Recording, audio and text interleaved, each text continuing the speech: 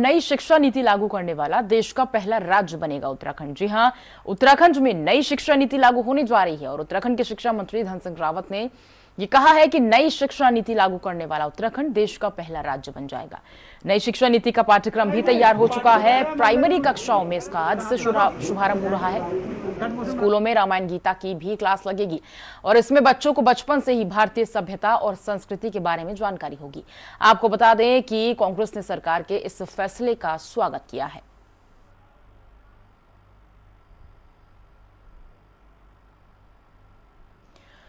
और phone line पर associate editor Jyotsna हमारे साथ मौजूद हैं। ज्योत्सना, कह सकते हैं कि एक अच्छी पहल है कि देश का पहला राज्य बन जाएगा उत्तराखंड नई शिक्षा नीति लागू करने वाला। बिल्कुल, देखिए ये अपने आप में एक बहुत बड़ा अचीवमेंट होगा, क्योंकि नई शिक्षा नीति की बात तो पूरे देश में हो रही है। लेकिन उत्तराखंड छोटा जरूर है, लेकिन शिक्षा के क्षेत्र में हमेशा से बेहतर काम उत्तराखंड ने किया है, क्योंकि स्कूलिंग के लिए तो पूरे देश दुनिया में उत्तराखंड मशहूर रहा है।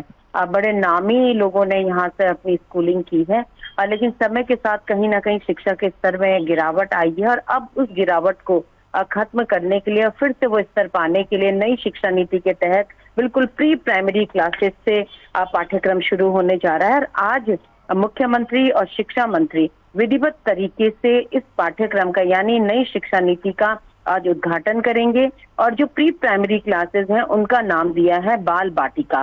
बाल बाटिका के माध्यम से बच्चों को बचपन से ही जो हमारा भारतीय ज्ञान है, जो हमारी संपदा है, संस्कृति है, उसका अध्ययन करवाया जाएगा। साथ ही इस शिक्षा नीति में ये रखा गया है कि बच्चे की रुचि भी हो, विषय वो हो जो बच्चे की रुचि के हों। दूसरा इसमें रखा गया है कि स्वरोजगार परक शिक्षा हो, यानी कि केवल डिग्री हासिल करने के लिए कोई शिक्षा ना हो, बल्कि इसमें स्वरोजगार का भी पुट हो कि बच्चा स्किल डेवलपमेंट के साथ आगे बढ़े। तो ये सब चीजें हैं और लगभग 5000 प्री प्राइमरी क्लासेस में बिल्कुल मतलब कह सकते हैं शिक्षा नीति में ये बदलाव वाकई एक अच्छी पहल और उत्तराखंड पहला राज्य बन जाएगा इस नीति को लागू करने वाला। बहुत शुक्रिया आपका ज्योत्सना जानकारी को साझा करने के लिए। फिलहाल इसके साथ बुलेटिन में बस इतना ही, लेकिन सहारा समय